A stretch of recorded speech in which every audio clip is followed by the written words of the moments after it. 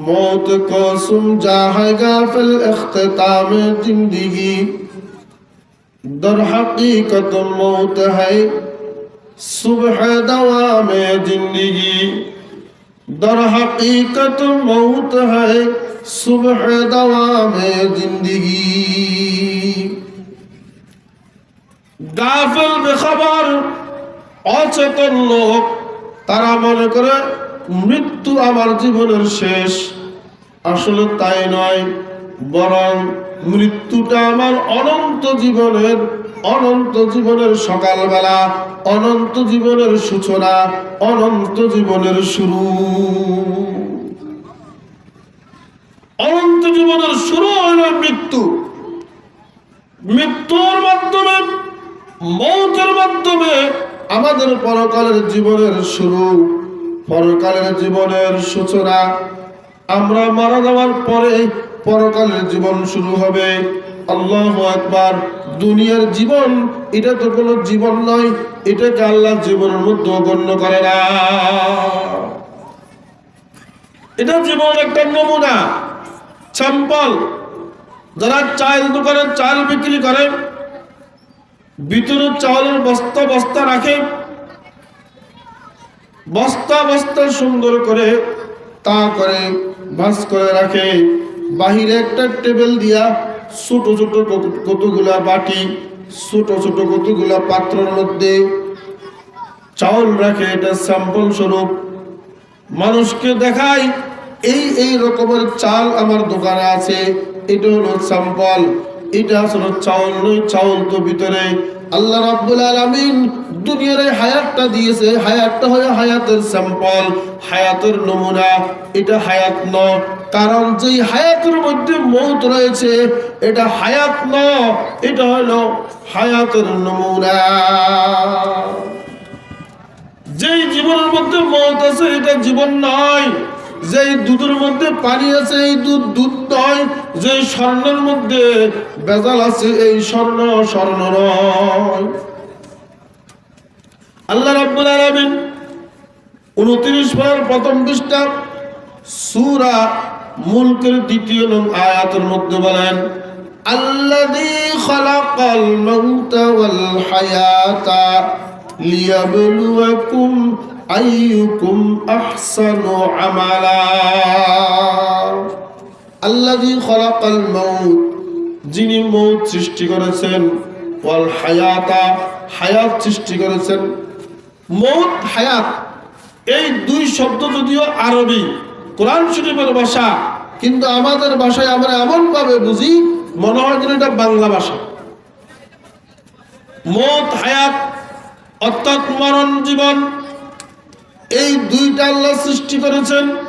আল্লাহ রাব্বুল আলামিন প্রথমে মরণের কথা বলেছেন, তারপরে জীবনের কথা বলেছেন। কিন্তু আমাদের ধারণা হইল আগে জীবন পরে মরণ, অথচ আল্লাহ তাআলা বলেছেন আগে মরণ পরে জীবন। আগে মরণ পরে জীবন। তাফসীর জালালাইনের মধ্যে আছে, আল্লাযী খালাকাল মাউতা ফিদ দুনিয়া ওয়াল হায়াতা ফিল আখিরাহ, যিনি দুনিয়ার মধ্যে মৌত এবং পরকালের মধ্যে হায়াত সৃষ্টি করেছেন। দুনিয়ার হায়াতটা হায়াতে গণ্য করে নাই, দুনিয়ার মধ্যে আল্লাহ পাক মৃত্যুকে দান করেছেন। এই মৃত্যুর কারণে দুনিয়ার জীবনটা জীবনের মধ্যে গণ্য নয়। আখিরাতের জীবনের শুরু আছে শেষ নাই। ওই জীবনটাই হইল আসল জীবন। এই জীবনকে বিশ্বাস করা,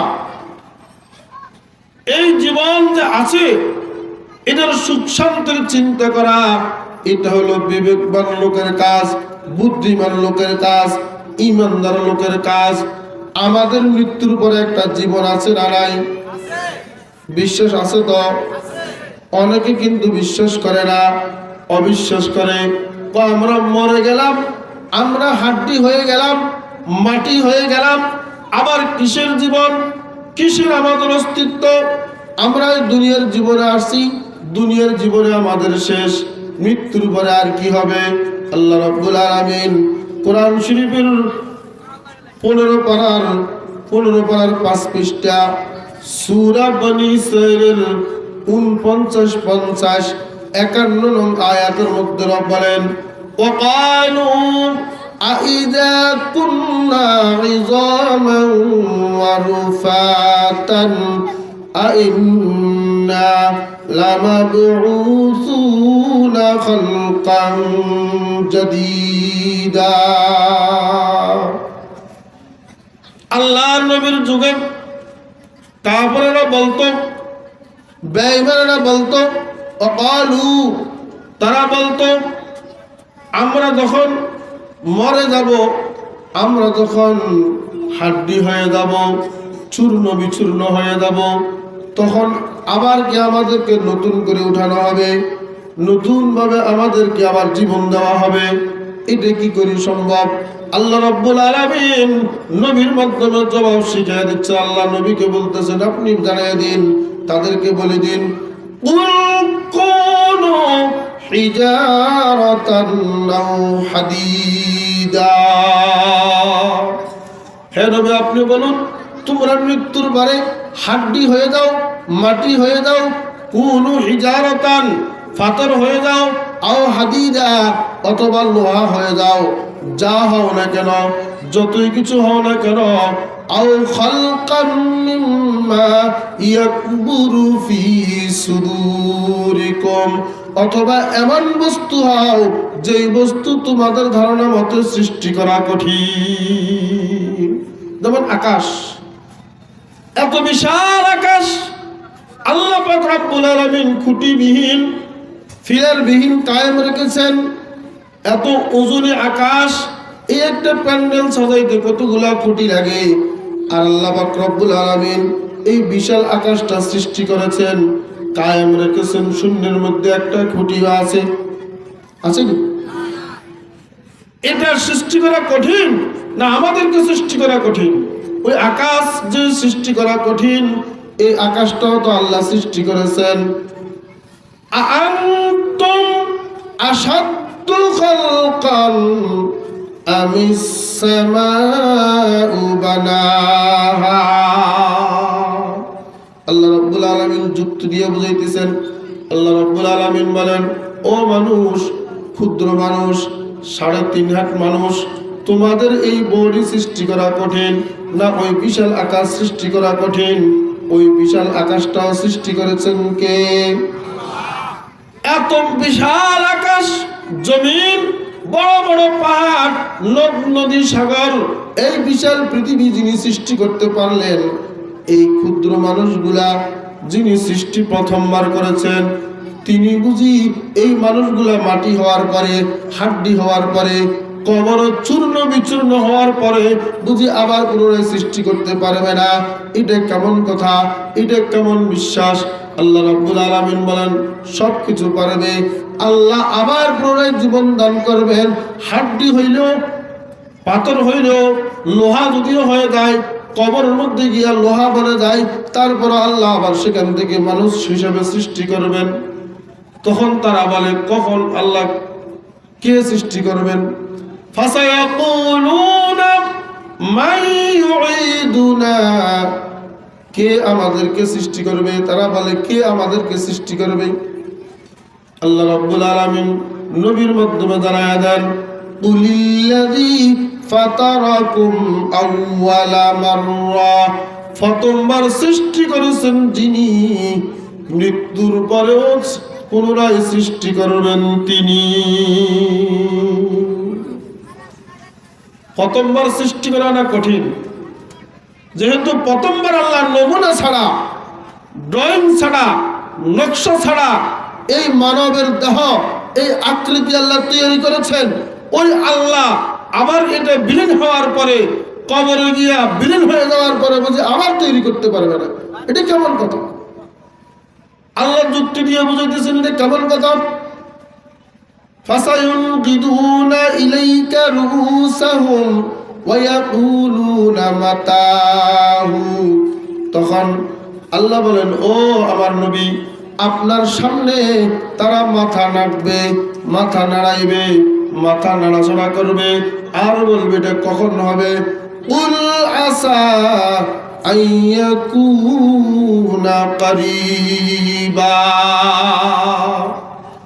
ও নবী, আপনি তাদেরকে জবাব দিয়ে দিন, এটা বেশি সময় লাগবে না, বেশি সময় দরকার নাই, অত্যন্ত স্বল্প সময়, কম সময়ের মধ্যে আল্লাহ রাব্বুল আলামিন এটা করে নেবেন।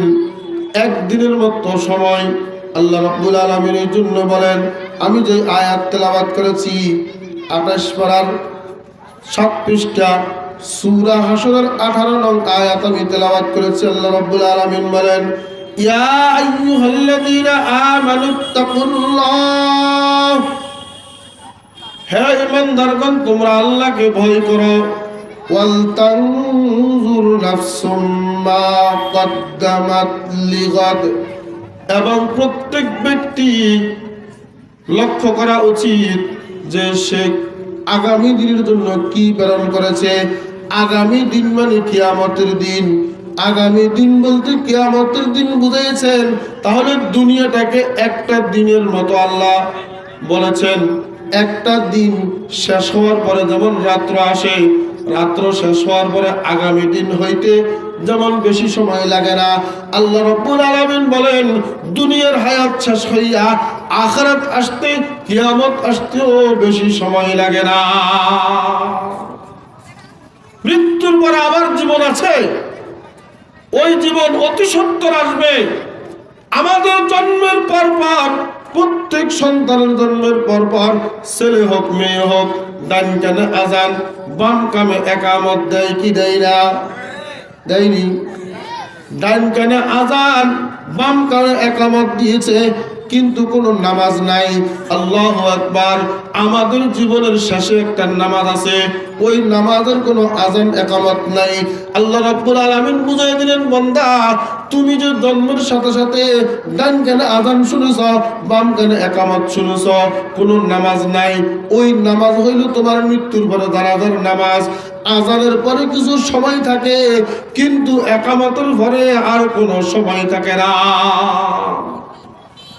আজান দেওয়ার পরে জামাতের সময় আধা ঘন্টা 15 মিনিট, মাগরিবের সময় কমাস কম 5-7 মিনিট সময় থাকে। কিন্তু যখন একামত শেষ হয়ে যায়, একামতের পরে আর কি নামাজের নিয়ত করতে দেরি হয়। একামত শেষ, ইমাম সাহেব বলে আল্লাহু আকবার। আল্লাহ রাব্বুল আলামিন জানায়া দেয়, ও জগৎবাসী, কোন চিন্তায় আছো? কোন হায়াতের মধ্যে গর্ব করো? কেন দৌড়াদৌড়ি করো?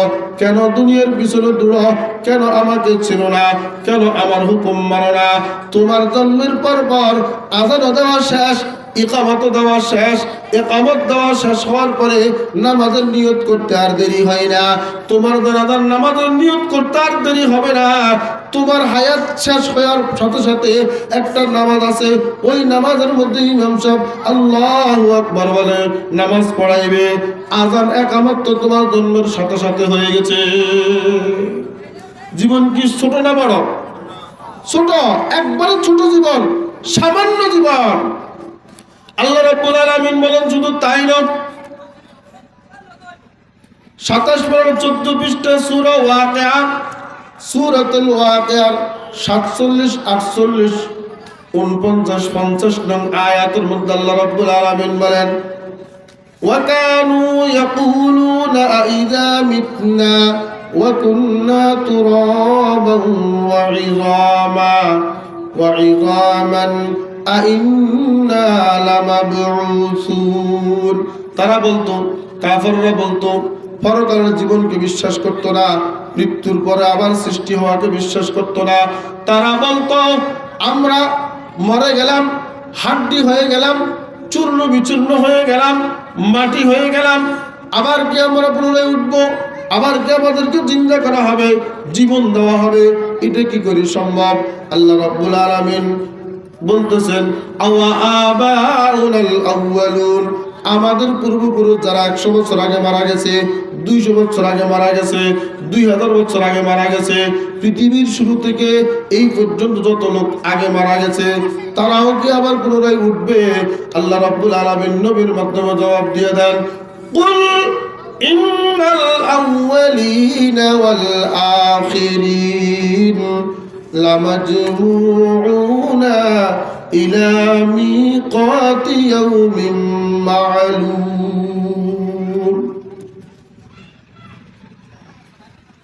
আল্লাহ রাব্বুল আলামিন নবীকে বলেন, নবী আপনি তাদেরকে জানাইয়া দিন, তাদেরকে বলে দিন যে পূর্ববর্তী এবং পরবর্তী সকলেই, সমস্ত মানুষ, কোটি কোটি কোটি কোটি মানুষ, পৃথিবীর শুরু থেকে কিয়ামত পর্যন্ত যত মানুষ ছিল, আছে, আসবে, সমস্ত মানুষকে এক জায়গায় একত্রিত করা হবে একটা নির্দিষ্ট দিনের নির্দিষ্ট সময়ের মধ্যে। লামাজমুউনা ইলা মিকাতি ইয়াউমিন মা'লুম। একটা নির্দিষ্ট দিনের নির্দিষ্ট সময়ে সবাই একত্রিত হবে, সকলকে একত্রিত করা হবে। ওই জীবন আখিরাতের জীবন, ওই জীবনকে বিশ্বাস করা, এটা জীবন পরিবর্তনের একটা বড় মাধ্যম। আমি বেখবর দৌড়তেছি দুনিয়ার পিছনে, মৌতের খবর নাই, পরকালের জীবনের সুখ শান্তির খবর নাই। দুনিয়ার জীবনের সুখ শান্তির জন্য সকাল থেকে সন্ধ্যা পর্যন্ত, রাত্র পর্যন্ত মাথার ঘাম পায়ে পেয়ে অজস্র পরিশ্রম করি, অত্যন্ত অক্লান্ত পরিশ্রম করে মাল জমা করি, টাকা পয়সা জমা করি, জমি জমা করার চেষ্টা করি দুনিয়ার সুখ শান্তির জন্য, দুনিয়ার পরিবারের সুখ শান্তির জন্য। কিন্তু এই সামান্য জীবনের সুখ শান্তির জন্য এত চিন্তা করি, যেই জীবনের শুরু হয়েছে শেষ নাই, ওই জীবনের সুখ শান্তির জন্য কোনো চিন্তা নাই। ওই জীবনের সুখ শান্তির জন্য নেক আমল দরকার, ওই জীবনের সুখ শান্তির জন্য, ওই জীবনের সুখ শান্তির জন্য ঈমান দরকার, নেক আমল দরকার। দুনিয়ার মধ্যে যেরকম টাকা পয়সা হইলে, ধন সম্পদ হইলে, জায়গা জমি হইলে, জমা থাকলে ব্যাংকের মধ্যে, ওদেরকে মানুষ মূল্যায়ন করে, এদের মূল্যায়ন হয়, এদের দাম হয়। পরকালের মধ্যে ঈমান এবং নেক আমল থাকলে তাদের দাম হয়, নচেৎ তাদের চারানা পয়সারও দাম নাই।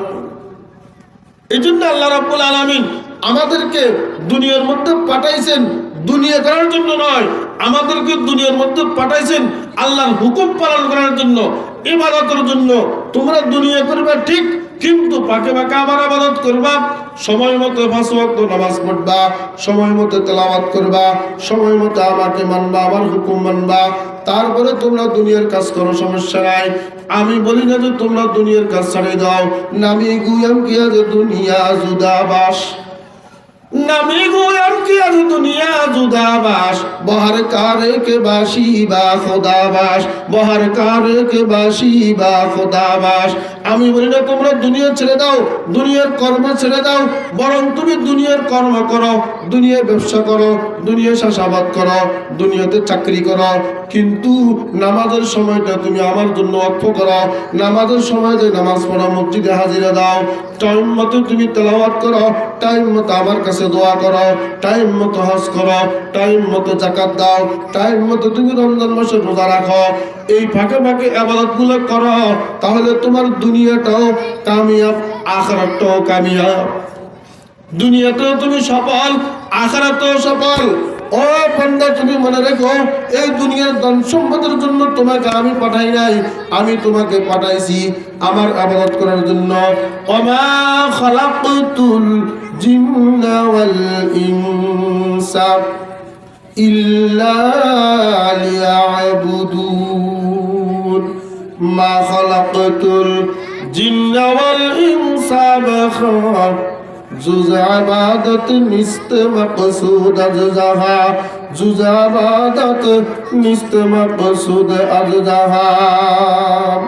ও বন্ধু, আমাদেরকে দুনিয়ার মধ্যে পাঠাইছেন আল্লাহ ইবাদত করার জন্য, আল্লাহ পাকের ইবাদত করার জন্য, আল্লাহকে চিনার জন্য।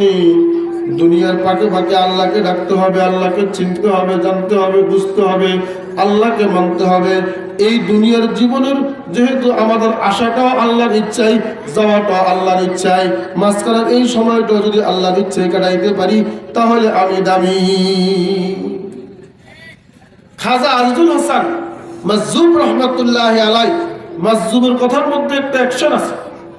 তিনি জগৎবাসীকে সম্বোধন করে বলছেন, ও জগৎবাসী, গাফল হয়ে আছে কেন? কেন তুমি দুনিয়ার পিছনে এত বেখবর হয়ে দৌড়াও? কেন দুনিয়ার পিছনে এত পেরেশান? কেন দুনিয়া নিয়ে এত ব্যস্ত, এত অস্থির? ও বন্ধু, তোমাকে তো দুনিয়ার জন্য বানাই নাই, তোমাকে বানাইছে ইবাদতের জন্য, বন্দিগির জন্য।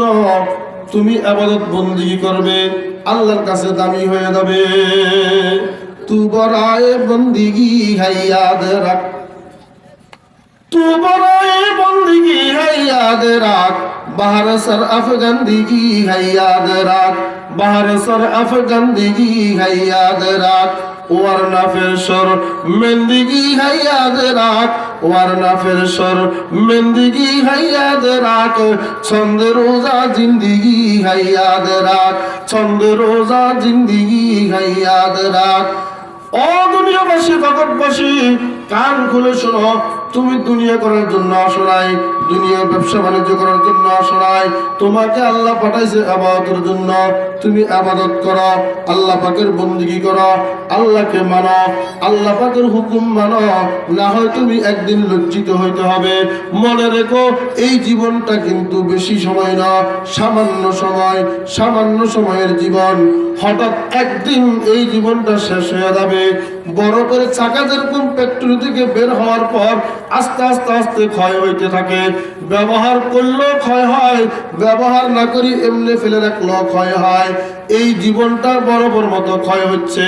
হো রহি হ্যায় উমর মিসলে বরফে কম, हो रही है उम्र मिसले बर्फ़ कम, रफ्ता रफ्ता चुप के दम बदम, रफ्ता रफ्ता चुप के दम बदम। सांस है एक राहरूबे मुल्के आदम, सांस है एक राहरूबे मुल्के आदम, दफातन एक रोज जाएगा थम, दफातन एक रोज जाएगा थम। খাজা আজিজুল হাসান মাজজুব রহমতুল্লাহ আলাইহি বলেন, ও জগৎবাসী, এই হায়াতটা ধীরে ধীরে ধীরে ধীরে বরফের মতো আস্তে আস্তে চুপে চুপে শেষ হয়ে যাচ্ছে। একদিন তোমার হায়াত শেষ হয়ে যাবে। সাহসা হায় এক রাহরুবে মুলকে আদম, তোমার এই জীবনটা, পরকালের গমনটা একটা নিঃশ্বাস মাত্র, একটা শ্বাস, একটা নিঃশ্বাস বন্ধ হয়ে যাবে, তোমার পরকালের গমন হয়ে যাবে, দুনিয়ার থেকে বিদায় হয়ে যাবে। আর কতদিন দুনিয়ার পিছে ঘুরবা? আর কতদিন দুনিয়ার লোভে লাভে ঘুরবা? আখিরাতের লোভ লাভের দিকে একটু খেয়াল করো। আল্লাহু আকবার। দুনিয়ার পচা গন্ধা জিনিসের দিকে একটু বাদ দাও, লক্ষ্য করা বাদ দাও। দুনিয়ার সব কিছু পচা, আমার দেহ থেকে পচা বের হয়, এত সুস্বাদু খাদ্য খায় কিন্তু পায়খানার গন্ধ হয়ে বের হয়। আল্লাহু আকবার। 2-4 দিন গোসল না করলে এই দেহ থেকে পচা গন্ধ বের হয়, পায়খানা থেকে পচা গন্ধ, পেশাব থেকে পচা গন্ধ। দুনিয়ার সবকিছু পচা, দুনিয়ার সবকিছু নষ্ট। আল্লাহু আকবার। যত বড় দামি কাঠ হোক না কেন, মাটির মধ্যে রাখলে কয়েকদিন পরে নষ্ট হয়ে যা, পাথর পর্যন্ত নষ্ট হয়ে যা, লোহা পর্যন্ত জাং করে নষ্ট হয়ে যা। দুনিয়ার জিনিস নষ্ট হবে, দুনিয়ার জিনিস পচা গান্দা, এটা থাকবে না। চিরস্থায়ী জিনিস, চিরস্থায়ী জান্নাতের আশা করো, ওই জান্নাতের নিয়ামতের নাজ নিয়ামত আশা করো। আল্লাহু আকবার। দুনিয়ার বিল্ডিং এর জন্য তুমি ফিকির করতেছ, দুনিয়ার ভবন এটা তো মাটির ভবন। আল্লাহু আকবার। জান্নাতের ভবনটা তুমি আশা করো, জান্নাতের ভবনটা কিভাবে দ্বারা তৈরি হবে? হযরত আবু হুরায়রা রাদিয়াল্লাহু তাআলা আনহু বলেন, আমি আল্লাহর রাসূলকে জিজ্ঞাসা করলাম, কুলতু ইয়া রাসূলুল্লাহ মিম্মা খুলিকাল খালক, মাখলুককে কি দ্বারা সৃষ্টি করা হয়েছে? ক্বালা মিম্মা, আল্লাহর রাসূল বলেন পানি থেকে। আমরা এক ফোঁটা পানি দ্বারা তৈরি, এক ফোঁটা নাপাক পানি, যেটা কেউ মুখে নিতে পারে না, বাপ ছেলের সামনে মুখে নিতে পারে না, ছাত্র ওস্তাদের সামনে মুখে নিতে পারে না। এক ফোঁটা নাপাক পানি, এক ফোঁটা নাপাক পানি থেকে আমরা সৃষ্টি হয়েছি। আল্লাহ রাব্বুল আলামিন এক ফোঁটা নাপাক পানিকে এত সুন্দর রূপ ধারণ করাইছেন। দেহাত নুতফা সূরাতে সুপরি, দেহাত নুতফা সূরাতে সুপরি, के कर दस्ते पर आबे सूरत गिरी के कर दस्ते पर आबे सूरत गिरी দুনিয়ার এমন কোন কারিগর নাই এমন কোন কারিগর নাই এমন কোন ইঞ্জিনিয়ার নাই যে পানির মধ্যে নকশা আঁকবে পানির মধ্যে ফুল আঁকবে এমন কোন কারিগর দুনিয়াতে নাই আল্লাহ পাক এক ফোঁটা পানি দ্বারা এত সুন্দর মানব দেহ তৈরি করেছেন এই পেস দিয়েছেন মুখ দিয়েছেন কি সুন্দর লাগে আল্লাহু আকবার আল্লাহ পাক এক ফোঁটা নাপাক পানি থেকে সমস্ত মাখলুককে আল্লাহ পানি থেকে সৃষ্টি করেছে আমাদেরকেও পানি থেকে সৃষ্টি করেছে আবু হুরায়রা রাদিয়াল্লাহু তাআলা আনহু বলেন আল জান্নাতু মা বিনাউহা সমস্ত মাখলুক আল্লাহ পানি থেকে সৃষ্টি করেছেন কিন্তু জান্নাতের তৈরি কি দ্বারা হয়েছে জান্নাতের বানা জান্নাতের তৈরি কি দ্বারা হয়েছে আল্লাহ রাসূল সাল্লাল্লাহু আলাইহি ওয়াসাল্লাম বলেন قال لبنة من فضة ولبنة من ذهب জান্নাতের ভবনগুলো তৈরি হয় জান্নাতের ভবনগুলো তৈরি হয়েছে একটা রূপার ইট আর একটা স্বর্ণের ইট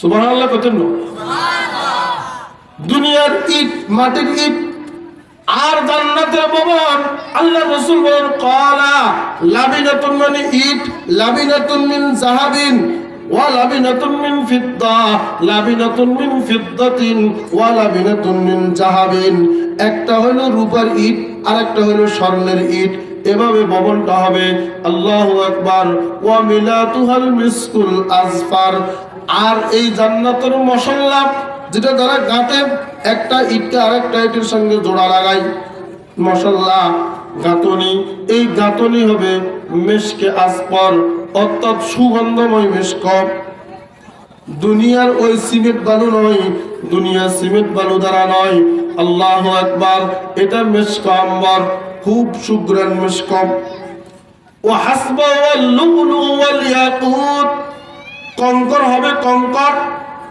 জান্নাতের ভবন কঙ্কর হবে লুলু অর্থাৎ মুক্তা মুক্ত হবে ওয়াল ইয়াকুত এবং ইয়াকুত দামি পাথর দ্বারা হবে ওয়া তুরবাতুহা জাফরান আর জান্নাতের মাটি হবে জাফরান সুগন্ধময় আল্লাহু আকবার কত দামি দামি জিনিস দ্বারা এই জান্নাত তৈরি এই জান্নাতের চিন্তা করা জান্নাতে যাওয়ার জন্য আমল করা দুনিয়ার চিন্তার পাকে পাকে এরকম যদি চিন্তা করে আমল করতে পারি তাহলে আমরা কামিয়াব আল্লাহু আকবার আল্লাহর রাসূল বলেন মান দাখালাহা যে ব্যক্তি এই জান্নাতে জান্নাতে প্রবেশ করবে ইয়ানআমু সে শান্তিতে থাকবে আনন্দে থাকবে ওয়ালা ইয়াবাসু সে কখনো দুঃখিত হবে না কখনো দুঃখ পাবে না ওয়ায়াখলুদু সেখানে চিরকাল থাকবে ওয়ালা ইয়ামুতু সেখানে আর কখনো মরবে না দুনিয়ার মধ্যে মৃত্যু আছে আপনি ভবন তৈরি করলেন 10 তলা বিল্ডিং 5 তলা বিল্ডিং 1 তলা বিল্ডিং একবারে সাজসজ্জা করলেন কিন্তু কিছুদিন পরে তো আর থাকতে পারবেন না মৃত্যুবরণ করতে হবে জান্নাতের ভবনগুলোর মধ্যে থাকবে আর জীবনে কোনোদিন মৃত্যু আসবে না ওয়ায়াখলুদু ওয়ালা ইয়ামুতু সেখানে তারা চিরকাল থাকবে মরবে না লা ইয়াতাবালা সিয়াবুহুম এই কাপড়গুলো পুরাতন হবে না এখন তো কাপড় একটা কয়েকদিন পরে পুরাতন হয়ে যা ছিঁড়ে যা ফেলে দিতে হয় আবার নতুন কাপড় ক্রয় করতে হয় জান্নাতের কাপড় পুরাতন হবে না ওয়ালা ওয়ালা তাবলা তাবলা সিয়াবুহুম জান্নাতবাসীদের কাপড় পুরাতন হবে না ময়লা হবে না আবর্জনা হবে না নতুন তত্ত্বে চকচকে থাকবে আল্লাহু আকবার ওয়ালা ইয়াফনা শাবাবুহুম জান্নাতবাসীদের যৌবন কখনো যাবে না এখন তো বুড়ো হয়ে গেছে অনেক মানুষ এই যে মুরব্বির দাড়ি ছাড়া হয়ে গেছে এই যে অনেকের দাড়ি সাদা হয়ে গেছে দুর্বল হয়ে গেছে বয়স্ক হয়ে গেছে আল্লাহু আকবার এখন বৃদ্ধ হয়ে গেছে আল্লাহ রাব্বুল আলামিনের হাবিব বলেন জান্নাতবাসীদের বার্ধক্য নাই যৌবন কোনোদিন শেষ হবে না সমস্ত জান্নাতবাসী যুবক থাকবে 33 বছরের যুবক পুরুষেরা আর মহিলারা থাকবে 18 বছর বা 16 বছরের যুবতী নারীরা 16 বা 18 বছরের যুবতী আর পুরুষরা থাকবে 33 বছরের যুবক এখান থেকে বৃদ্ধ হবে না, চুল দাড়ি কোনোদিন সাদা হবে না, কালা কালায় থাকবে, কোনোদিন বৃদ্ধ হবে না, এমন জান্নাত। আল্লাহু আকবার। দুনিয়ার বিবি কথা শুনে না, দুনিয়ার বিবি উল্টা পাল্টা করে, কিন্তু জান্নাতের যে বিবিগুলো আল্লাহ পাক দিবেন, এক একজন জান্নাতীকে কমস কম 72 জন বিবি দিবেন। এই 72 জন বিবি সব সময় পাশে থাকবে, কথা শুনবে, যা বলবে তা মানবে, কোনোদিন ডিনাই করবে না, উল্টা পাল্টা করবে না। আল্লাহ রাসূল সাল্লাল্লাহু আলাইহি সাল্লাম বলেন, ইন্না ফিল জান্নাতি লামুজতামাআন লিল হুরিল ঈন। জান্নাতবাসীদের সম্মানার্থে আল্লাহ রাব্বুল আলামিন তৈরি করবেন। আল্লাহর হাবিব বলেন, নিশ্চয়ই জান্নাতের মধ্যে জান্নাতের রমণীদের একটা মুজমা হবে, এরকম সমাবেশ হবে, বিশাল সমাবেশ। আল্লাহু আকবার। ইউরাফিউনা বিআসওয়াতিহিম লাম ইয়াসমাইল খালাইক মিসলুহা। তারা সেখানে আওয়াজ করবে, সঙ্গীত পরিবেশন করবে, এমন সুন্দর, এমন সুমধুর কণ্ঠে, যেটা কোনো মাখলুক শুনে নাই। এত সুমধুর কণ্ঠ জীবনেও কেউ শুনে নাই।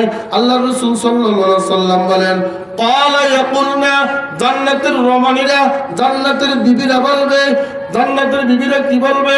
নাহানুল খালিদাতু ফালা নাবিদু, নাহানুল খালিদাতু ফালা নাবিদু, ওয়া নাহানুন নাইমাতু ফালা নাবআসু, ওয়া নাহানুন নাইমাতু ফালা নাবআসু, ونحن الراضيات فلا نسخط، ونحن الراضيات فلا نسخط، طوبى لمن كان لنا وكنا له। জান্নাতের বিবিরা, জান্নাতের বিবিরা, রমণীরা বলবে, আমরা এখানে চিরকাল থাকবো, কোনোদিন আমরা শেষ হব না, মৃত্যুবরণ করব না, বুড়া হব না, আমরা এখানে সব সময় আনন্দ উল্লাসে থাকবো, কোনোদিন আমাদের দুঃখ আসবে না, আমরা এখানে সব সময় আপনাদের উপরে সন্তুষ্ট থাকব, স্বামীর উপরে সন্তুষ্ট থাকব, কোনোদিন অসন্তুষ্ট হব না। ওই ব্যক্তিদের জন্য সুসংবাদ, যারা আমাদের জন্য হবে আর আমরা তাদের জন্য হব। জান্নাতের রমণীরা এভাবে গান পরিবেশন করবেন। এত নিয়ামতের জান্নাত, এত দামি জান্নাত পাওয়ার ফিকির থাকতে হবে। এই দুনিয়ার মধ্যে শুধু ভবনের ফিকির করলে হবে না, শুধু দুনিয়ার লোভ লাভে থাকলে হবে না, আখিরাতের লোভ লাভ লাগবে। আল্লাহু আকবার। দুনিয়ার সম্পদের জন্য আমরা কত মেহনত করি, দুনিয়ার মধ্যে যেই পরিমাণ চলতে দরকার এই পরিমাণ হইলে যথেষ্ট, যেই পরিমাণে জরুরত মিটবে এই পরিমাণ হইলে যথেষ্ট, এর বেশি নয়। এই জন্য খাজা আজিজুল হাসান মজজুব রহমতুল্লাহি আলাইহি বলেন, মাল ও দৌলত কা বানানা হায় আবাস,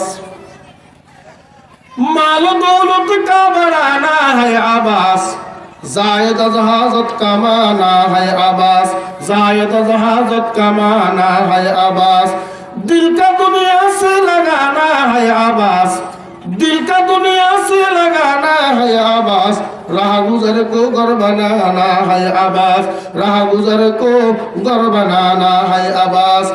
খাজা আজিজুল হাসান মজজুব রহমতুল্লাহি আলাইহি বলেন, ও বন্ধু, মাল দৌলতকে বেশি বাড়ানো এটা অনর্থক, নিজের প্রয়োজন থেকে অতিরিক্ত কামাই করা অনর্থক, দিলকে দুনিয়ার সাথে লাগানো অনর্থক, দিলকে আল্লাহর সঙ্গে লাগাইতে হবে। আল্লাহু আকবার। আমি এই জগতে কাজ করতেছি, কিন্তু দিল থাকবে আমার আল্লাহর সাথে, বন্ধু বান্ধবের সাথে কথা বলতেছি, দিল থাকবে আমার আল্লাহর সাথে। যেমন কোনো প্রেমিক যেখানে যাক না কেন, যার সাথে কথা বলুক না কেন, সব সময় তার প্রেমিকের দিকে মন থাকে, শুধু বাহ্যিক দৃষ্টিতে কথা বলে। লবস বা খালকে দরগো ফতারে মিবুত, লবস বা খালকে দরগো ফতারে মিবুত, ওয়ালে জানো দিলস বায়ার মিবুত, ওয়ালে জানো দিলস বায়ার মিবুত। বাহ্যিক দৃষ্টিতে মানুষের সাথে কথা বলে, অন্য অন্য মানুষের সঙ্গে আলাপ আলোচনা করে, চা খায়, চার দোকানে বসে, কিন্তু মনটা তার প্রেমিকের দিকে। ঠিক এভাবে আমরা দুনিয়া করব, দুনিয়াতে ব্যবসা করব, দুনিয়াতে চাকরি করব, দুনিয়াতে সবকিছু করব, কিন্তু মন থাকবে সব সময় আল্লাহ তাআলার সাথে। আল্লাহর সাথে লাগাইতে হবে। দুনিয়ার সঙ্গে মন লাগানো এটা অনর্থক। এই দুনিয়াটা হলো একটা পথ, এটা একটা পথ। এই পথের উপর দিয়ে আমরা আখিরাতের দিকে যাচ্ছি। আখিরাতের পথ, এই পথ অতিক্রম করে আমরা আখিরাতে যাচ্ছি। পথের মধ্যে কেউ কোনোদিন বিল্ডিং করে না, পথের মধ্যে কেউ কোনোদিন ভবন করে না, কেউ কোনোদিন ঘর করে না। রাহ গুজার কো ঘর বানানা হয় আবাস। পথের মধ্যে কেউ ঘর করলে এই ঘর অচিরেই ভেঙে যাবে।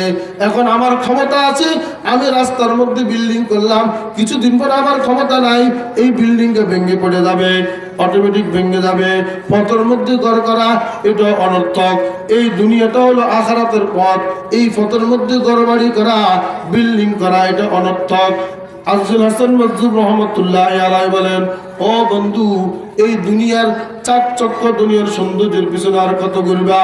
আয়েশো আশরাত কে লিয়ে ইনসান নেই, आयशो अशरत के लिए इंसान नहीं, याद रख तू बंदा है मेहमान नहीं, याद रख तू बंदा है मेहमान नहीं। गफलत मस्ती तुझे शाया नहीं, गफलत मस्ती तुझे शाया नहीं, बंदगी कर तू अगर नादा नहीं, बंदगी कर तू अगर नादा नहीं। तुझको गाफिल फिक्र उक़बा कुछ नहीं, तुझको गाफिल फिक्र उक़बा कुछ नहीं, दूका खाना खाना दूका ऐशे दुनिया कुछ नहीं, खाना दूका ऐशे दुनिया कुछ नहीं। ও বন্ধু, দুনিয়ার মধ্যে তুমি আনন্দ উল্লাস করার জন্য আসো নাই। মনে রেখো তুমি গোলাম, তুমি আল্লাহ পাকের গোলাম, তুমি মেহমান নয়। তুমি দুনিয়ার মধ্যে মেহমান নয়। মেহমানের মতো তুমি হাঁটি হাঁটি খাইবা, মেহমানের মতো ঘুরবা নয়। তুমি গোলাম, গোলামি করতে হবে। তুমি চাকর, চাকরি করতে হবে। আল্লাহ পাকের ডিউটি পালন করতে হবে। আল্লাহু আকবার। অলসতা করলে এটা তোমার লাভ হবে না। অলসতা করা তোমার শান নয়, তোমার মান নয়, এটা তোমার জন্য উচিত নয়। যদি তুমি জ্ঞানী হও, বুদ্ধিমান হও, তাহলে তুমি আল্লাহ পাকের বন্দেগী করো, আল্লাহ পাকের বন্দেগী করো। ও গাফেল, ও বেখবর, তোমার তো আখিরাতের কোনো ফিকির নাই। তুঝকো গাফেল ফিক্র उक़बा कुछ नहीं, तुझको गाफिल फिक्र उक़बा कुछ नहीं, खाना दूका ऐशे दुनिया कुछ नहीं, खाना दूका ऐशे दुनिया कुछ नहीं। ও বন্ধু, তোমার আখিরাতের কোনো ফিকির নাই, জান্নাত পাওয়ার কোনো ফিকির নাই, জাহান্নামের আযাব থেকে বাঁচার কোনো ফিকির নাই, কবরের আযাব থেকে বাঁচার কোনো ফিকির নাই, আখিরাতের সুখ শান্তির কোনো ফিকির নাই। আল্লাহু আকবার। তুমি এই দুনিয়ার ধোঁকার পিছনে দৌড়তেছ, দুনিয়ার মরিচিকার পিছনে দৌড়তেছ।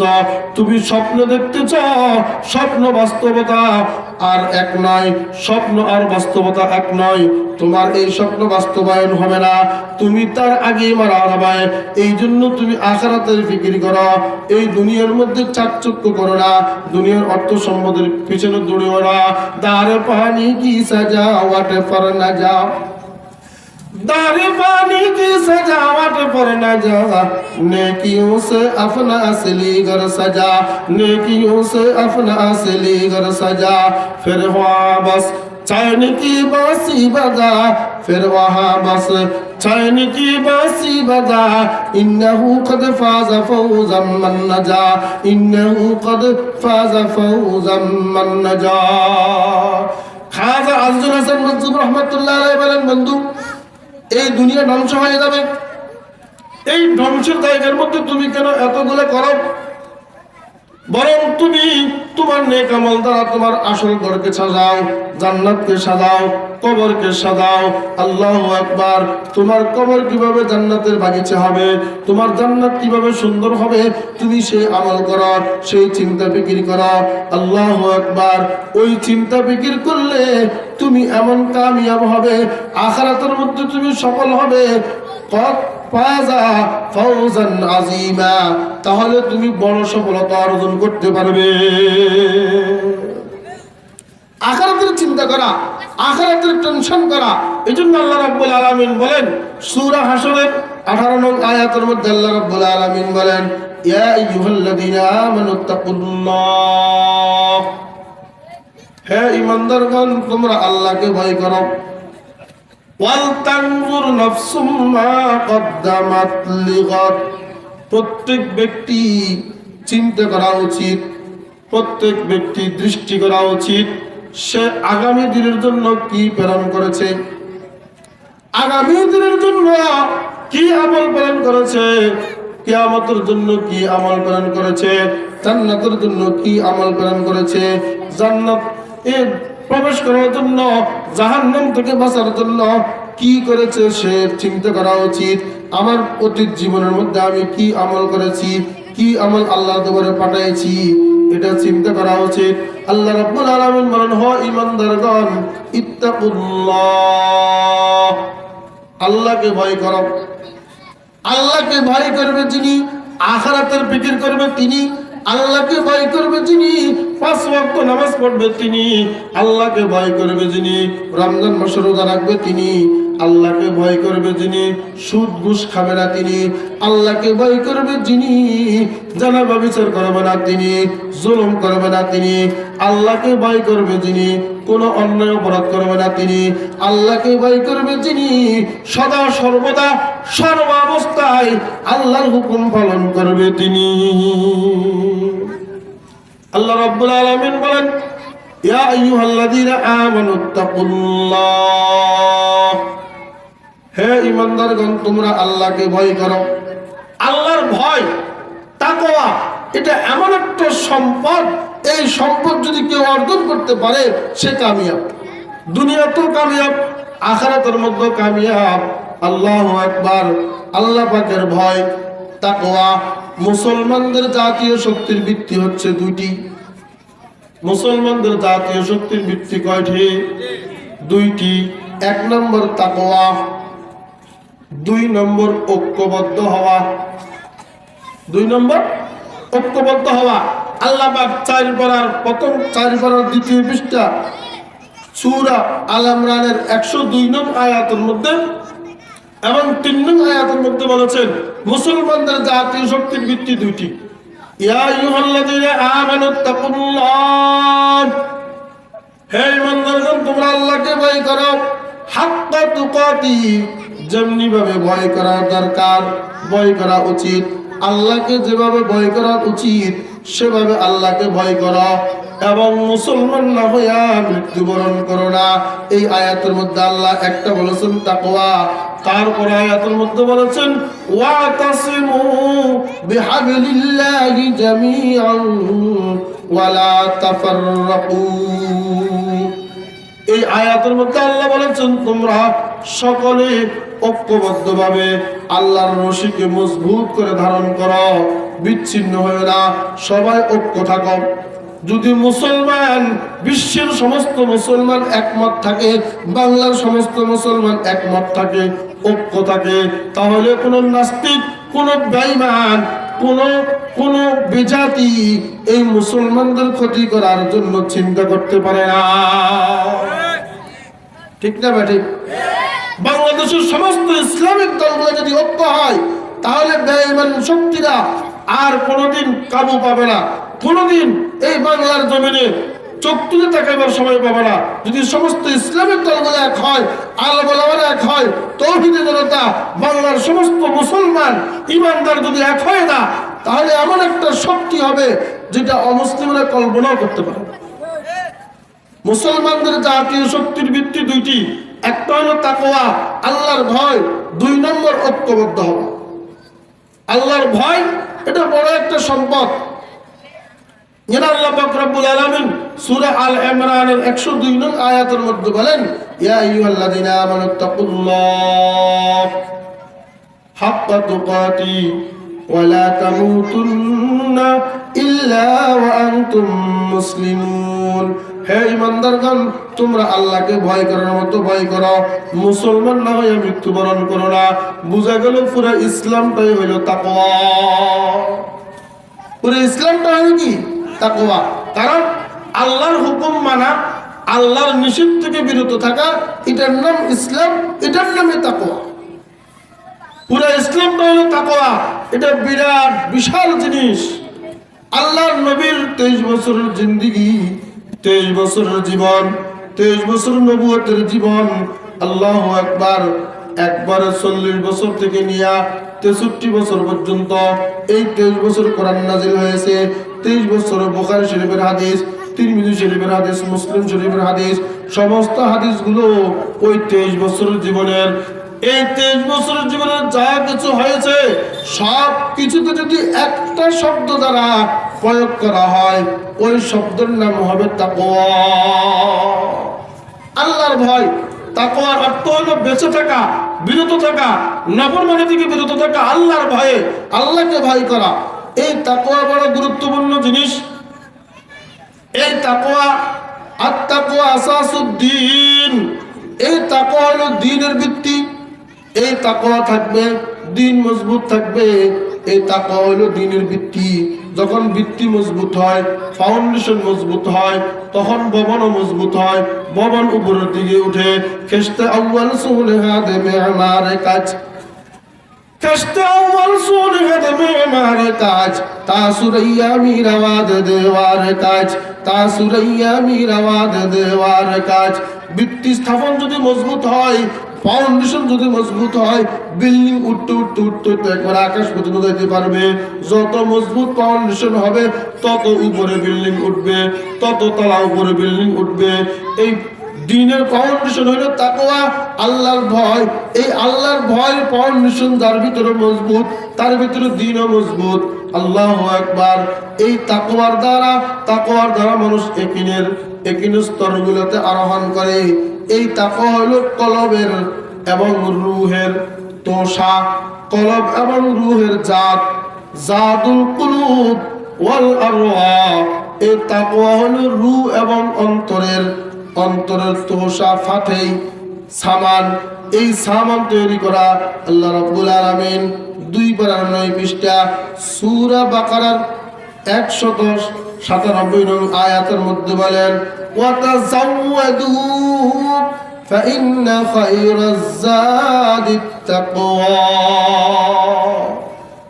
তোমরা সামান সাথে নিয়ে নাও, তোমরা ফাতে তোষা সাথে নিয়ে নাও। ফাইন্না খায়রাজ যাদিত তাকওয়া। সর্বোত্তম ফাতে, সর্বোত্তম সামান হইল তাকওয়া, আল্লাহর ভয়। ফাত্তাকুনি ইয়া উলিল আলবাব। আল্লাহ রাব্বুল আলামিন বলেন, ও বুদ্ধিমানগণ, তোমরা আমাকে ভয় করো, আমার ভয় তোমাদের অন্তরের মধ্যে রাখো। আল্লাহ তাআলার ভয় এটা বিশাল একটা জিনিস, বড় একটা জিনিস, এটা কঠিন নির্দেশ। আল্লাহ রাব্বুল আলামিন তাকওয়ার নির্দেশ দিয়েছেন, ইয়া আইয়ুহাল্লাযীনা আমানুত্তাকুল্লাহ। হে ঈমানদারগণ, তোমরা আল্লাহকে ভয় করো।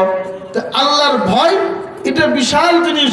যেহেতু গোড়া ইসলামটাই তাকওয়া, আল্লাহর নবীর 23 বছরের জীবনটাই তাকওয়া, এবং এই তাকওয়া দ্বীনের ভিত্তি। এই তাকওয়া, আত-তাকওয়া, এই তাকওয়া হইল সবাবু কুল্লি খায়রিন, প্রত্যেক ভালো কাজের কারণ। ওয়া মিফতাহু কুল্লি খায়রিন, এবং প্রত্যেক ভালো কাজের চাবিকাঠি। ওয়া রাআসু কুল্লি খায়রিন, প্রত্যেক ভালো কাজের মূল হইল তাকওয়া। এই তাকওয়া অর্জন করা বড় কঠিন, এটা বড় কঠিন নির্দেশ। আল্লাহ রাব্বুল আলামিন যে কোনো সময় যখন কোনো কঠিন নির্দেশ দেয়, কঠিন নির্দেশ দেওয়ার পরে একটা সহজ নির্দেশ দান করে। ওই সহজ কাজটা করতে পারলে এই কঠিন তাকওয়া অর্জন হয়ে যাবে। যেমন এই আয়াতের মধ্যে সূরা হাশরের 18 নং আয়াতের মধ্যে আল্লাহ রাব্বুল আলামিন বলেছেন, ইয়া আইয়ুহাল্লাযীনা আমানুত্তাকুল্লাহ। হে ঈমানদারগণ, তোমরা তাকওয়া অর্জন করো, তোমরা আল্লাহকে ভয় করো। এটা অর্জন করা তো কঠিন, এই জন্য আল্লাহর সামনে সহজ নির্দেশ দিচ্ছেন, ওয়াল তানজুর নাফসুম মা কদ্দামাত লিগাদ। এটা হলো সহজ নির্দেশ। প্রত্যেক ব্যক্তির উচিত যে সে আগামী দিনের জন্য কি প্রেরণ করেছে এটা লক্ষ্য করা। আমার জীবনে আমি আগামী দিনের জন্য, কিয়ামতের জন্য, হাসর ময়দানের জন্য, জান্নাতের জন্য, জাহান্নাম থেকে বাঁচার জন্য আমি কি আমল পালন করেছি, এটা যদি চিন্তা করে, এটাকে যদি লক্ষ্য করে, তাহলে ভিতরে তাকওয়া চলে আসবে। আল্লাহ কঠিন নির্দেশের পরে সহজ নির্দেশ দেয়। যেমন 11 পারার 5 পৃষ্ঠা সূরা তাওবার 119 নং আয়াতের মধ্যে আল্লাহ রাব্বুল আলামিন বলেন, ইয়া আইয়ুহাল্লাযীনা আমানুত্তাকুল্লাহ ওয়া কুনু মা'আস সাদিকিন।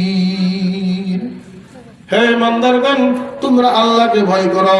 তো আল্লাহর ভয় অর্জন করা এটা তো কঠিন, এই জন্য আল্লাহর সামনে সহজ নির্দেশ দিচ্ছেন, ওয়া কুনু মা'আস সাদিকিন, তোমরা সত্যবাদীদের সাথে থাকো, পীর বুজুর্গদের সাথে থাকো, আল্লাহওয়ালাদের সাথে থাকো। এদের কাছে তাকওয়া আছে, এদের কাছে গেলে তুমি তাকওয়া পাবে। ধানওয়ালার কাছে গেলে ধান পাবে, চাউলওয়ালার কাছে গেলে চাউল পাবে, টাকাওয়ালার কাছে গেলে টাকা পাবে, তাকওয়ার কাছে গেলে তুমি তাকওয়া পাবে। আল্লাহু আকবার। যারা পীর বুজুর্গ বড় আলেম, যার ইলমে এবং আমলে মিল, যে কোনো খারাপ কাজে জড়িত নয়, গুনাহে জড়িত নয়, এমন আলেম এরা হইল সাদিকিন, এরা হইল সত্যবাদী। পীর বুজুর্গ ওলি আউলিয়াদের সাথে থাকো, তাহলে তোমার ভিতরে তাকওয়া চলে আসবে। আল্লাহ রাব্বুল আলামিন 22 পারার 6 পৃষ্ঠা সূরা আহজাবের 70 নং আয়াতের মধ্যে বলেন, ইয়া আইয়ুহাল্লাযীনা আমানুত্তাকুল্লাহ ওয়া কুলু কাওলান সাদীদা। হে ঈমানদারগণ, তোমরা আল্লাহকে ভয় করো। তো আল্লাহর ভয় অর্জন করা তো কঠিন ব্যাপার, এটা কঠিন নির্দেশ।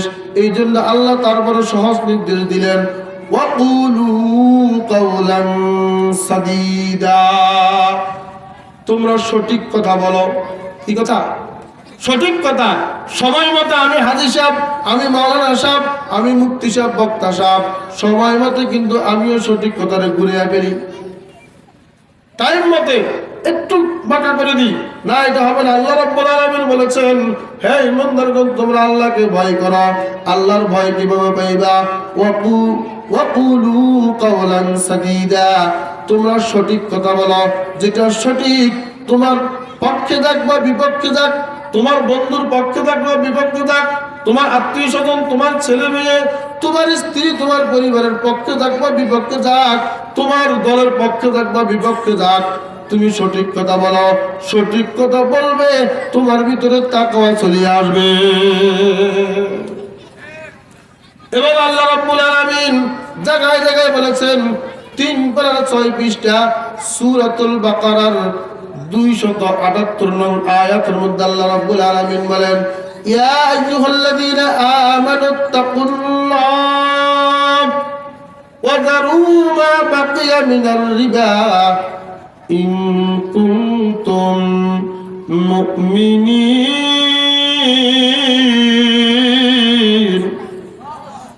আল্লাহ রাব্বুল আলামিন বলেন, হে ঈমানদারগণ, আল্লাহ তাআলাকে ভয় করো। আল্লাহ তাআলাকে ভয় করো। আল্লাহর ভয় কিভাবে অর্জন করবা? ওয়া যারু মা বাকিয়া মিনার রিবা, বাকিয়া সুদকে তুমি পরিত্যাগ করো। বাকিয়া সুদ, আমাদের গ্রামে গঞ্জে, এই গ্রামে সুদ লাগানো, সুদ ওর উপরে টাকা লাগানো ওয়ালা আছে না নাই? শব্দ কথা আছে না নাই? এই সুদ কি হালাল না হারাম? আহাল্লাল্লাহুল বাইআ ওয়া হাররামার রিবা, আল্লাহ ব্যবসাকে করেছেন হালাল আর সুদকে করেছেন হারাম। কুকুরের গোশত যেরকম হারাম, পেশাব যেমন হারাম, সুদ হারাম। আল্লাহ রাব্বুল আলামিন বলেন, ও তুমি তাকওয়া অর্জন করতে যদি চাও, তোমার ভিতর যদি আল্লাহর ভয় আসা, এটা যদি তুমি চাও, তাহলে তুমি 1 নম্বরে সুদ ছেড়ে দাও। শুধু সুদ ছেড়ে দিলে হবে না, বকেয়া সুদ তুমি পরিত্যাগ করো। বকেয়া সুদ, এখন নতুন করে তো টাকা লাগাবে না সুদের উপরে, এটা ছেড়ে দিতে হবে। যদি ভিতরে তাকওয়া আনতে হয়, যদি মুত্তাকি হইতে হয়, কারণ মুত্তাকি যদি না হয় জান্নাত পাবে না। উইদ্দাত লিল মুত্তাকিন, ওই যে আল্লাহ জান্নাত বানাইছে, আমরা সবাই জান্নাত চাই কি চাই না? কে কে চাই? হাত তুলে দেখায়। আল্লাহ তুমি সকলকে কবুল করো, আমিন। হাত নামান। আল্লাহ রাব্বুল আলামিন বলেন, উইদ্দাত লিল মুত্তাকিন, এই জান্নাতটা তৈরি করা হয়েছে মুত্তাকিনদের জন্য। তাকওয়ালাদের জন্য, যারা আল্লাহকে ভয় করে তাদের জন্য এই জান্নাত তৈরি করা হয়েছে। তাহলে জান্নাতে যেতে হইলে তাকওয়া লাগবে। তাকওয়া ছাড়া জান্নাতে যাওয়া, এটা যদি আমি মনে করি তাহলে আমি কল্পনার জগতে বসবাস করলাম। তাকওয়া ছাড়া জান্নাতে যাওয়া অসম্ভব। আল্লাহর ভয় নিজের ভিতরে আসতে হবে, তাহলে আমার জীবন পরিবর্তন হবে, নেক আমলের জীবন হবে, বদ আমলের জীবন বাদ যাবে। আল্লাহ রাব্বুল আলামিন বলেন, তোমরা তাকওয়া অর্জন করো। এই তাকওয়া হলো তোমার জান্নাতের পথ। এই তাকওয়ার মাধ্যমে তুমি জান্নাতে পৌঁছতে পারবে। এই তাকওয়া অর্জন করার জন্য তুমি সুদ ছেড়ে দিতে হবে। সুদের উপরে বহু টাকা লাগাইছ, তওবা করো আর সুদের উপরে টাকা লাগাইব না, আর এই সুদ হারাম খাইব না। শুধু তাই না, ওয়াজারু মা বাকিয়া মিনার রিবা, তোমার বকিয়া সুদগুলো এগুলো পরিত্যাগ করো। আর 5 বছর আগে টাকা লাগাইছ, 10 বছর আগে টাকা লাগাইছ, টাকা দিছ 2 লাখ, কিন্তু সুদের মুনাফা আসছে 10 লাখ। সুদের মুনাফা আসলো কত লাখ? 10 লাখ। এখন তুমি যদি ইমানদার হইয়া থাকো, যদি তুমি তাকওয়াওয়ালা হইয়া থাকো, যদি তাকওয়া তোমার ভিতরে আনতে চাও, তাহলে তুমি তোমার মূল টাকা যেটা 2 লাখ টাকা, এই 2 লাখ টাকা লাও, আর বাকি 8 লাখ টাকা যে তোমার সুদ, ওই সুদগুলো তুমি পরিত্যাগ করো। সুদ নিবে না। যদি তুমি সুদ নিয়ে থাকো, তুমি ইমানদার হইতে পারবে না। তুমি ব্যাপারের ভিতরে হারাম ঢুকাইলা, তুমি কিভাবে ইমানদার হইবা? ইমানদার দাবি করো, পেটের ভিতরে সুদের টাকাও ঢুকো, কিভাবে তুমি ইমানদার হবে? মসজিদে নামাজ পড়ো, আবার সুদের উপরে টাকা লাগাও, তাহলে তুমি কেমন নামাজি হইলা? তোমার এই নামাজ আল্লাহ দরবারে কবুল হবে না। তোমার ভিতরে যদি তাকওয়া আসতে হয়, তাহলে তুমি এই সুদের বকেয়া টাকাগুলো তুমি ত্যাগ করতে হবে। তুমি শুধু মূল টাকাটা নিবা, যে টাকাটা তুমি দিছো ওই টাকাটা নিবা, আর সুদের টাকাগুলো তুমি বারণ করবা, এগুলো তুমি নিবা না। তাহলে তুমি ইমানদার হবে, তাহলে তুমি তাকওয়াওয়ালা হবে। আল্লাহ রাব্বুল আলামিন বলেন, ওয়াযারু মা বাকিয়া মিনার রিবা ইন কুনতুম মুমিনিন। নতুন করে সুদ লাগাইবে না, সুদের উপর টাকা তো লাগাইবে না। বকেয়া টাকার মধ্যে তুমি সুদের টাকা নিবে না, মূল টাকাটা নিবা। ইন কুনতুম মুমিনিন, যদি তুমি ইমানদার হয়ে থাকো। যদি তুমি কি হয়ে থাকো? ইমানদার হয়ে থাকো। তাহলে এইটা কোরআন শরীফের আয়াত, আমি ঠিকানা দিয়ে দিয়েছি। 3/6 পৃষ্ঠা সূরাতুল বাকারার 278 নং আয়াত। যারা কোরআন শরীফ পড়তে জানেন খুলে দেখবেন, সূরাতুল বাকারার 278 নম্বর আয়াতের মধ্যে আল্লাহ রাব্বুল আলামিন বলেন, ইয়া আইয়ুহাল্লাযীনা আমানুত্তাকুল্লাহ, হে ঈমানদারগণ তোমরা আল্লাহকে ভয় করো। ওয়াযারু মা বাকিয়া মিনার রিবা, এবং তোমরা বকেয়া সুদকে তোমরা পরিত্যাগ করো। ইন কুনতুম মুমিনিন, যদি তোমরা ঈমানদার হয়ে থাকো। যদি আমি ঈমানদার বলে দাবি করি, কেউ যদি তাকে বেঈমান বলে, সে রাগ হয়ে যান। সুদখোর, ঘুষখোর, একে যদি কেউ বেঈমান বলে, সে আমাকে বেঈমান বললি, আমি কি বেঈমান? আমি তো মুসলমান নয়, অথচ সুদের উপরে টাকা লাগা, সুদ খা, সুদ নে, সুদ দে, ঘুষ খা, ঘুষ গ্রহণ করে, কিন্তু ইমানদার দাবি করে। তাহলে ইমানদার হইতে হলে এগুলো ত্যাগ করতে হবে। আজ থেকে আর সুদ খাবো না, সুদের উপরে টাকা লাগাইবো না। রাজি আছে তো ইনশাআল্লাহ? কে কে রাজি আছে? হাত তুলে দেখেন যাই। আল্লাহ আল্লাহ তুমি সকলকে কবুল করো। আল্লাহ তুমি বাংলাদেশকে সুদ মুক্ত করো, পুরা বিশ্বকে সুদ মুক্ত করো, হারাম মুক্ত করো। আল্লাহ আমাদের সকলকে তুমি নেককার হওয়ার তৌফিক দান করো। সকল প্রকার অপরাধ থেকে আল্লাহ তুমি আমাদেরকে মুক্ত করো।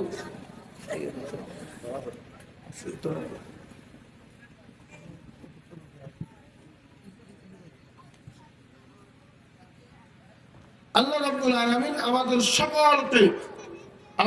সকলকে আল্লাহ যেন সঠিক পথে, তাকওয়ার পথে, আখিরাতের ফিকির নিয়ে যেন দুরুস্ত হওয়ার সেই তৌফিক দান করেন। বলেন আমিন। আজকে এই মাদ্রাসার উদ্যোগে মাহফিল, নিমতলি বাজার মিসবাহুল উলুম মাদ্রাসা। এই মাদ্রাসাকে আমরা সবাই মহব্বত করেননি? কি কে কে মহব্বত করেন? হাত তুলে আবার দেখান চাই। শীতকালে হাত নাড়াচাড়া করলে গরম লাগবে। আল্লাহ আমাদের সকলকে কবুল করেন, বলেন আমিন। এই মাদ্রাসা এটা একটা, এই এলাকার মধ্যে একটা চারাক, একটা হেদায়েতের আলো, একটা বাতি। এটার দ্বারা সমস্ত অন্ধকার, সমস্ত অন্যায় দূর হয়ে যাবে। এখানে ক্বাল আল্লাহ ক্বাল আর রাসূল, আল্লাহ তাআলার কালামের পাঠ হয়, আল্লাহর রাসূলের হাদিস পাঠ হয়, আল্লাহ তাআলার কালামের তেলাওয়াত হয়। এই তেলাওয়াতের দ্বারা পুরো এলাকার মধ্যে নূর ছড়িয়ে পড়ে, পুরো এলাকার মধ্যে হেদায়েতের আলো, হেদায়েতের বাতি জ্বলে। অন্ধকার, যত অন্ধকার অপরাধ আছে সব অপরাধ দূরীভূত হয়ে যাবে ইনশাআল্লাহ। আমরা এই মাদ্রাসাতেই খেয়াল রাখবো। তো শুধু চাই দেখলে হবে, যাদের সামর্থ্য আছে আমরা এই মাদ্রাসার জন্য খরচ করতে হবে। যাদের অর্থ আছে, অর্থ ফুটবল খেলা ব্যয় হয়, অর্থ বিভিন্ন পাপ কাজে ব্যয় হয়। আমার অর্থ যদি আসলে বাস্তবে কাজে লাগে তাহলে এখানে কাজে লাগাইতে হবে, এই মাদ্রাসায় কাজে লাগাইতে হবে। রাজি আছে তো ইনশাআল্লাহ? আচ্ছা, আমাকে আরেকটা কথা বলেন যে আপনাদের মনের মধ্যে এরকম কার আশা আছে যে আমি আল্লাহর নবীকে স্বপ্ন দেখব? এরকম কার আশা আছে? হাত তুলে দেখান যায়। আমি জীবদ্দশায় আল্লাহর নবীকে স্বপ্ন দেখবো, এরকম কার আশা আছে সকলের? আলহামদুলিল্লাহ, হাত নামা। তাহলে আমি একটা ছোট্ট কথা বলতেছি, আল্লাহর নবীকে স্বপ্ন দেখার জন্য একটা ছোট্ট আমল, এই আমলটা বললে আমরা করবো তো ইনশাআল্লাহ। আফগানিস্তানের বাদশা সুলতান মাহমুদ গজনবী রহমতুল্লাহ আলাই একদিন রাত্রেবেলা যাইতেছে গাড়ি করে, প্রাইভেট কার, রাস্তার পাশে সরকারি বাতের নিচে একটা ছেলে, মাদ্রাসা ছাত্র, এরকম একটা মাদ্রাসা ছাত্র বসে বসে কোরআন তেলাওয়াত করে। কনকনে শীত, শীতের তেমন কাপড়ও নাই তার কাছে, তারপরে কনকনে শীতের ভিতরে বসে বসে কোরআন তেলাওয়াত করে। সুলতান মাহমুদ গজনবী রহমতুল্লাহ আলাই ড্রাইভারকে বললেন গাড়ি থামাও, ব্রেক করো। ব্রেক করলো, নামিয়া ওই ছাত্রকে জিজ্ঞাসা করলো, বাবা তোমার বাড়ি কোথায়? বলে ওই নিমতলা বাজারের পাশে। তুমি কোথায় পড়ো? ওই নিমতলা মেসবাহুল উলুম মাদ্রাসায় আমি হাফজখানায় পড়ি। এখন তুমি এখানে শীতের কাপড় নাই, তুমি এখানে বসে বসে কোরআন তেলাওয়াত করো। বলে আমার 2 পৃষ্ঠা সবক, 1 পাতা সবক অ্যাড করতে হবে। ফজরের নামাজের আগে আগে আমার ওস্তাদকে শুনাইতে হবে, না হয় আমার ওস্তাদ আমাকে মার দিবে। রাতের 10টা পর্যন্ত আমার ছাত্র ভাইদের হারিকেনের মধ্যে আমি পড়েছি। আমার বাবা আমাকে আলেম বানাইবে, হাফেজ বানাইবে, বড় আশা। কিন্তু আমার বাবা গরিব, আমাকে হারিকেন কিনে দেওয়ার মতো পয়সা নাই, শীতের বস্ত্র কিনে দেওয়ার পয়সা নাই। আমাকে আলেম বানাইবে আশা আছে। আল্লাহু আকবার। এখন আমি ছাত্র ভাইদের হারিকেনে 10টা পর্যন্ত পড়েছি, এখন তারা শুয়ে গেছে, আমার 2 পৃষ্ঠা ইয়াদ হয় নাই। এই জন্য সরকারি বাতের নিচে এসে বসে বসে আমি ইয়াদ করতেছি। সুলতান মাহমুদ গজনবী রহমতুল্লাহ আলাইহি আফগানিস্তানের রাজা আশ্চর্য হয়ে গেল, বলল তুমি আমার দিলটাকে ভেঙে খান খান করে দিলা, চূর্ণ বিচূর্ণ করে দিলা। ও ছেলে, আগামী দিন সকালবেলা আমার বাড়িতে যাইবা। আমি এই দেশের রাজা, আমি সুলতান মাহমুদ গজনবী, আমার বাসভবনে যাইবা। আমি তোমার জন্য খরচের ব্যবস্থা করব। সে তো আসলে লুবি নয়, সে পড়ার জন্য মনোযোগী। পড়তেছে সে কালকে যায় নাই, তারপরের দিনও যায় নাই। 3 দিন পর ওই সুলতান মাহমুদ গজনবী রহমতুল্লাহ আলাইহি একটা লোক পাঠাইছে গাড়ি দিয়া, যাও রাত্রেবেলা দেখবো ওইখানে বসে বসে একটা ছেলে কোরআন শরীফ তেলাওয়াত করতেছে, তাকে আমার দরবারে নিয়ে আসবা। আসতে চাইবে না, তুমি রিকোয়েস্ট করে নিয়ে আসবা, আমার জায়গাতে পৌঁছাইয়া দিবা। এরকম কথা বলে তুমি নিয়ে আসবা। ওই লোকটা জায়গা দেখলো যে আসলে রাত্রেবেলা বসে বসে সেখানে কোরআন শরীফ তেলাওয়াত করে। বলল, এই ছেলে, তোমাকে আফগানিস্তানের রাজা তার দরবারে যাওয়ার জন্য বলেছে, আর 3 দিন আগে তুমি যাও নাই কেন? আমি পড়ালেখার ব্যস্ততায় আমি ভুলে গিয়েছি, আমি যাওয়ার জন্য আমার মনে ছিল না। এখন চলো, রাজা তোমার জন্য পাঠিয়েছে। না, আমার এখনো 2 পৃষ্ঠা ইয়াদ হয় নাই। আচ্ছা ঠিক আছে, তোমাকে আবার পৌঁছাইয়া দিব, তুমি চলো। অনেক রিকোয়েস্ট করার পরে ওই সুলতান মাহমুদ গজনবী রহমতুল্লাহ লোকের সাথে এই ছেলেটা আস্তে আস্তে গেলেন। যাওয়ার পর সুলতান মাহমুদ গজনবী রহমতুল্লাহ আলাই ওই ছেলেকে বলল, বাবা আজকে 3 দিন গত হয়ে গেল, তোমাকে আসার জন্য বললাম, তুমি আসলে না কেন? আমার মনে ছিল না। আচ্ছা ঠিক আছে, তুমি বলো তোমার ডেলি খরচ কত, সপ্তাহে কত, মাসে কত, এটা হিসাব করে পুরো 1 বছরের খরচ। কয় বছরের? 1 বছরের খরচ, 12 মাসের খরচ। একটা খুঁতির মধ্যে কাপড়ের খুঁতি ছিল তৎকালীন, মাজার মধ্যে বেঁধে রাখতো। এই কাপড়ের খুঁতির মধ্যে এখন তো ব্যাগ বের হয়ে গেছে, মানি ব্যাগ। তখন তো এটা ছিল না, কাপড়ের খুঁতি ছিল, মাজার মধ্যে বাঁধতো। মাজার মধ্যে বাঁধি 1 বছর খরচ দিয়ে দিল। যাও তুমি লেখাপড়া করো, এখান থেকে খরচ করবা, তবে আমার জন্য দোয়া করবা আল্লাহ যেন আমার 2টা আশা পূরণ করিয়া দেয়। কয়টা আশা? 1 নম্বর আশা, আমি বিশ্ব নবীকে স্বপ্ন দেখব। 2 নম্বর আশা, দুনিয়ার মধ্যে কারা উত্তম ব্যক্তি তাদের সন্ধান পাওয়া, তাদের খেদমত করব, তাদের থেকে উত্তম আমল শিখে উত্তম হব। এই 2টা আশা নিয়ে আমি আজকে 12 বছর পর্যন্ত ডেলি ফরজ নামাজের পরে 100 রাকাত নফল নামাজ পড়তেছি, এই 2টা আশা পূরণ হওয়ার জন্য।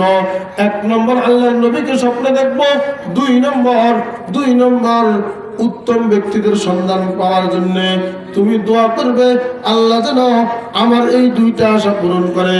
ওই সুলতান মাহমুদ গজনবী রহমতুল্লাহ আলাই তার ওই ছেলেটাকে এই কথা বলার পরে সুলতান মাহমুদ গজনবী রহমতুল্লাহ আলাই চলে গেলেন।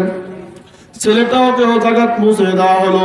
ওই ছেলে জায়গাত যাইয়া তার মাদ্রাসার মধ্যে গিয়া আল্লাহু আকবার, শীতের মধ্যে ঠান্ডা পানি দিয়ে ওযু করে মসজিদের মধ্যে গিয়া 2 রাকাত সালাতুল হাজত নামাজ পড়লো।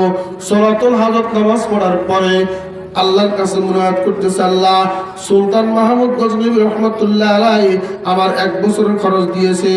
আল্লাহু আকবার, আল্লাহ আমার আশা পূরণ করেছে, আমার বাবা আমাকে হাফেজ বানাইবে, আলেম বানাইবে। আল্লাহ তুমি তার 2টা আশা পূরণ করিয়া দাও। 1 নম্বরে বিশ্ব নবীকে স্বপ্নে দেখবে, আবার 2 নম্বর উত্তম ব্যক্তিদের সন্ধান পাবে। এই ছেলে এখানে দোয়া করে, ওইদিকে সুলতান মাহমুদ গজনবী রহমতুল্লাহ আলাই তার বাসভবনের মধ্যে শুয়ে মাত্র ঘুম আসলো শোকের মধ্যে। সামনে বিশ্ব নবী মুহাম্মদুর রাসূলুল্লাহ সাল্লাল্লাহু আলাইহি ওয়াসাল্লামকে দেখে বসে রয়েছে। এদিকে ছেলের দোয়া চলে, ওইদিকে স্বপ্নের মধ্যে সাক্ষাৎ চলে। সুলতান মাহমুদ গজনবী রহমতুল্লাহ আলাই পাক খুশি হয়ে গেলেন। আর নবীজিকে বললেন, ও নবী আজকে 12 বছর পর্যন্ত দোয়া করি, 100 রাকাত নফল নামাজ ডেলি পড়ি, কিন্তু আপনাকে দেখি না। আজকে দেখলাম কিভাবে? আল্লাহর নবী কোনো কথা বলেন না। আচ্ছা একটা আশা তো পূরণ হইলো, 2 নম্বর উত্তম ব্যক্তি কারা? কেন? তাদের থেকে উত্তম আমল শিখবো এবং তাদের খেদমত করবো। সুলতান মাহমুদ তুমি আফগানিস্তানের রাজা, আমি তো তোমাকে বুদ্ধিমান মনে করছিলাম, জ্ঞানী মনে করছিলাম, এখন তোমার জ্ঞানের অভাব আছে, বুদ্ধির কমতি আছে। আজকে 12 বছর পর্যন্ত তুমি দোয়া করতেছো, আমাকে স্বপ্নে দেখো না। আজকে যে সন্তানটাকে তুমি 1 বছরের খরচ দিলা, ওই ছেলে যাইয়া যখন দোয়া করেছে, ওই ছেলের দোয়া করতে দেরি হয়েছে। আমি মদিনার নবী তোমার সামনে আসতে দেরি হয় নাই, এখনো পর্যন্ত তুমি উত্তম ব্যক্তি ছিল নাই। উত্তম ব্যক্তিটা আমি আরো 1500 বছর আগে বলে গিয়েছি। খায়রুকুম মান তাআল্লামাল কুরআনা ওয়া আল্লামা, তোমাদের মধ্যে সর্বোত্তম ব্যক্তি হইল ওরা যারা কোরআন শিখে এবং শিখায়। এই মাদ্রাসাতে কোরআন শিখানো হয় কিনা? ছাত্ররা শিখে, উস্তাদেরা শিখায়, এরা হলো উত্তম ব্যক্তি। ও সুলতান মাহমুদ এদের পিছনে খরচ করো, এদের পিছনে এদের খেদমত করো, এদের সাথে সম্পর্ক রাখো, তুমি উত্তম হয়ে যাবা। এদের পিছনে খরচ করো, আমাকে আরো বেশি বেশি স্বপ্ন দেখবা। আল্লাহ নবীকে স্বপ্ন দেখার নিয়তে এই মাদ্রাসাতে আমি দান করবো। রাজি আছি কি আছি না? রাজি আছি তো ইনশাআল্লাহ? মেহমান এসে গেছে, এই জন্য আমি শেষ করতেছি। ইনশাআল্লাহ মেহমান বয়ানের পরে এই মাদ্রাসার জন্য মন খুলে কিছু দান করবেন। আল্লাহ পাক আমাদের সকলকে আমলের তৌফিক দান করুন, আমিন। ওয়া আখিরু দাওয়ানা আলহামদুলিল্লাহি রাব্বিল আলামিন। আসসালামু আলাইকুম ওয়া রাহমাতুল্লাহ।